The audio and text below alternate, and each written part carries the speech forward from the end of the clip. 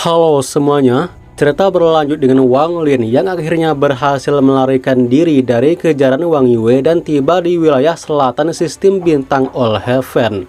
Untuk memulihkan tubuhnya yang hancur, dia kemudian datang ke sebuah planet terlantar yang dipenuhi oleh guntur. Dia pun memasuki kedalaman planet itu sambil membawa Wang Yue. Planet guntur itu dipenuhi kekuatan petir yang tak terbatas. Kilatan demi kilatan guntur menyambar tanpa henti. Saat melihat pemandangan itu, mata Wang Lin memancarkan cahaya aneh. Tempat ini bagaikan surga baginya. Dia berpikir bahwa di sini mengolah asal guntur akan menjadi 2 kali lebih mudah dengan hasil yang berlipat ganda. Singkat cerita, di tengah lautan petir itu, jiwa asal Wang Lin duduk bersila.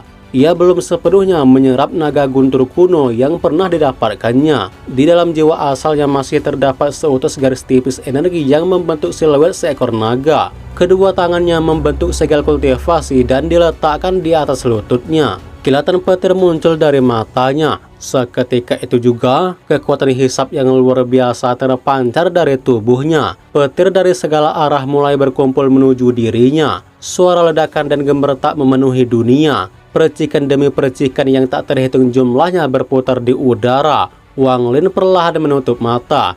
Ia membiarkan petir memasuki jiwa asalnya tanpa hambatan. Semakin lama, semakin banyak energi guntur yang berkumpul. Sedikit demi sedikit, sebuah bola petir raksasa terbentuk di sekeliling tubuhnya.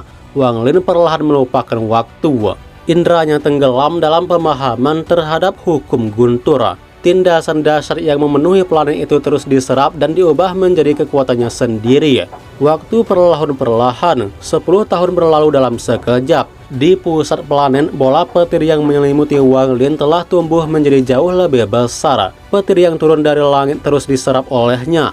Di dalamnya, jiwa asal Wang Lin terus pulih. Luka-lukanya perlahan sembuh seiring energi guntur yang terus mengalir ke dalam tubuhnya. Singkatnya, 10 tahun lagi berlalu. 20 tahun berlalu sejak Wang Lin mulai berkultivasi di planet itu. Pada hari tersebut, jiwa asal Wang Lin akhirnya membuka mata. Saat matanya terbuka, cahaya guntur yang menakutkan memancar keluar. Bola petir raksasa yang melimutinya langsung meledak, melepaskan gelombang energi dasar yang menyapu ke segala arah. Namun tepat ketika ledakan itu hendak menyebar, Wang Lin menarik napas panjang. Seketika, petir yang telah meledak membeku di udara. Waktu seakan berhenti. Kemudian, seperti waktu yang berbalik arah, semua energi guntur itu tersedot menuju tubuhnya. Dalam sekejap, semua petir itu menghilang. Tubuh Wang Lin kini diselimuti lapisan guntur yang berkilauan. Kilatan petir mengalir di setiap bagian tubuhnya. Setelah 20 tahun berkultivasi di sini, kekuatan Wang Lin akhirnya mencapai tingkat yang jauh lebih menakutkan daripada sebelumnya. Namun baginya, memulihkan jiwa asal hanyalah langkah awal. Hal yang jauh lebih penting saat ini adalah membentuk kembali tubuh fisiknya. Membentuk tubuh bukanlah sesuatu yang dapat dilakukan oleh kultivator biasa. Proses itu melibatkan rahasia mendalam dari taktik dewa kuno, warisan yang pernah menyelamatkannya ketika tubuhnya hancur di masa lalu. Tatapan Wang Lin menjadi tegas. Kedua tangannya bergerak membentuk segel kuno yang berasal dari ingatan dewa kuno Tusi.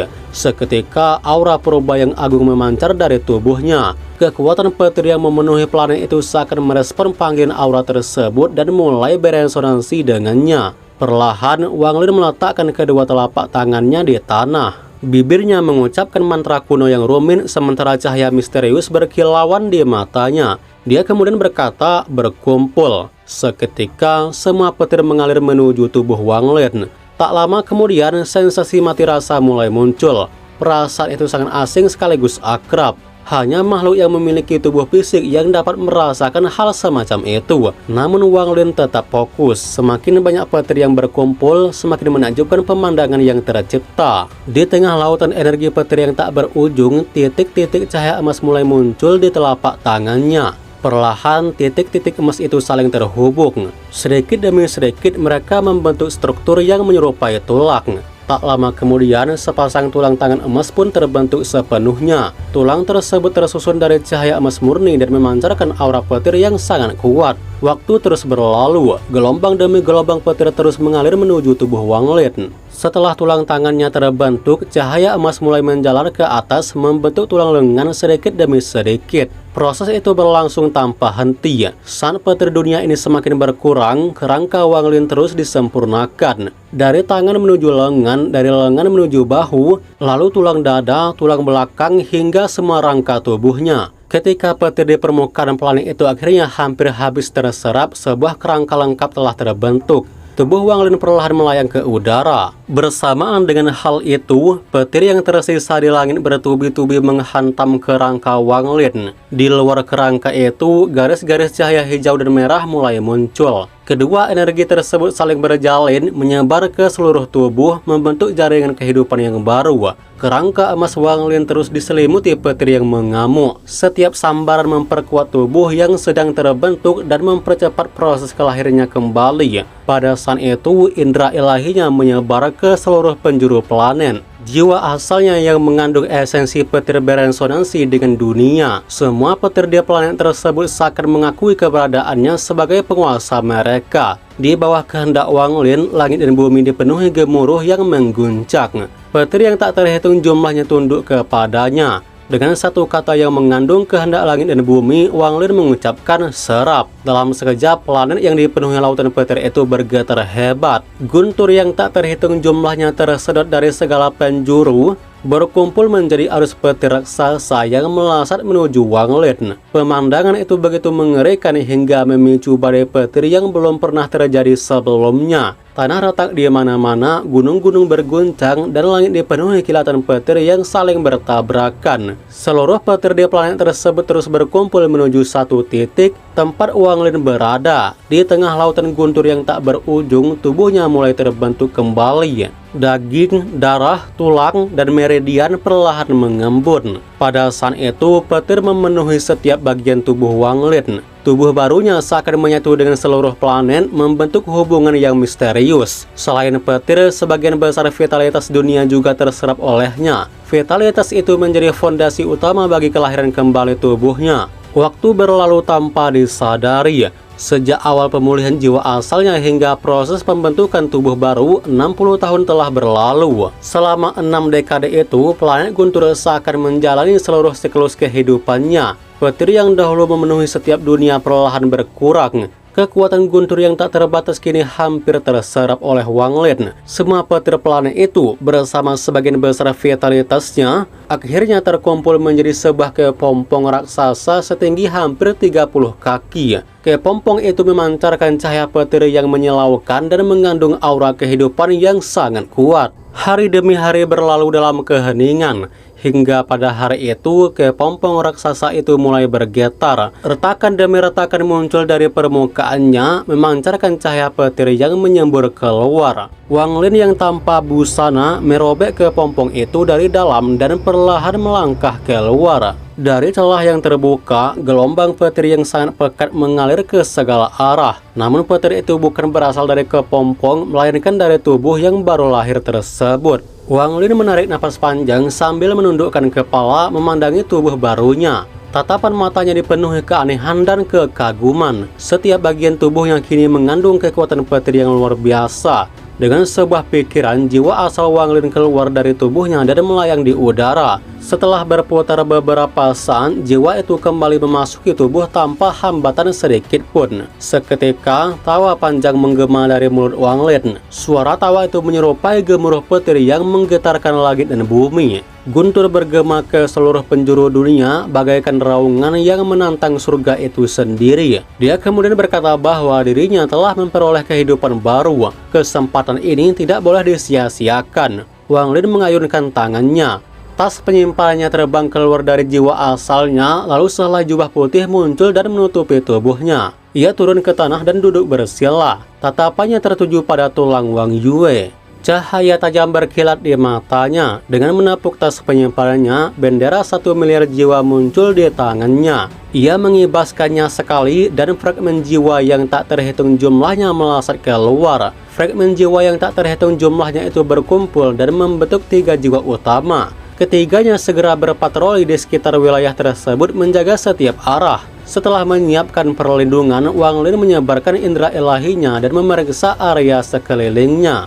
Hanya setelah memastikan tidak ada bahaya, ia menarik napas dalam-dalam dan menekan tangannya ke dahi. Perlahan-lahan Mutiara Tiani muncul dari dahinya. Kemudian kedua tangannya membentuk segel, lalu ia menunjukkan ke depan. Manik penantang surga atau Mutiara Tiani segera terbang keluar dan mendarat di atas tulang Wang Yue yang sangat besar. Dibandingkan dengan ukuran tulang Wang Yue, manik tersebut tampak begitu kecil dan tidak berarti. Namun ekspresi Wang Lin menjadi sangat serius. Manik penantang surga adalah harta terbesar yang dimilikinya, sebuah benda misterius yang berasal dari sistem bintang All Heaven. Indra ilahinya terus mengawasi setiap perubahan. Jika muncul sedikit saja tanda bahaya, ia akan segera bertindak. Inilah alasan mengapa ia menunggu hingga tubuhnya selesai terbentuk sebelum mengeluarkan manik tersebut. Tanpa tubuh fisik, kekuatannya tidak dapat digunakan secara maksimal. Mengeluarkan manik penantang surga lebih awal hanya akan menjadi tindakan yang berbahaya dan tidak bijaksana. Cahaya keemasan perlahan memancar dari manik itu. Di bawah sinar emas tersebut, tulang Wang Yue mulai bergetar pelan. Logam yang tersembunyi di tulang perlahan berubah menjadi benang-benang emas yang kemudian diserap oleh manik penantang surga.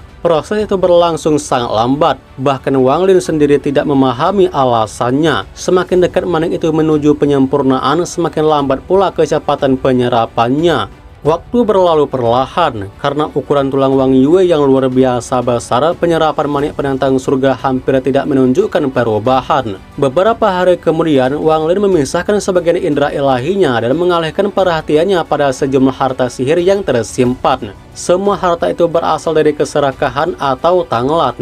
Kini akhirnya tiba untuk meneliti satu persatu hasil panen berharga tersebut. Wang Lin menggelengkan kepala sambil menghela napas panjang. Dia kagum dengan harta keserakahan. Masing-masing harta tersebut cukup untuk membuat para kultivator kuat menjadi gila karena berebut memilikinya. Namun justru karena itulah Wang Lin semakin bingung. Dengan begitu banyak harta yang luar biasa, mengapa tidak ada seorang pun yang berhasil merebutnya dari tangan keserakahan? Pertanyaan itu terus berputar di benaknya. Wang Lin kemudian menepuk tas penyimpanannya dan mengeluarkan salah satu harta. Sebuah layar bergambar gunung dan sungai segera muncul di hadapannya.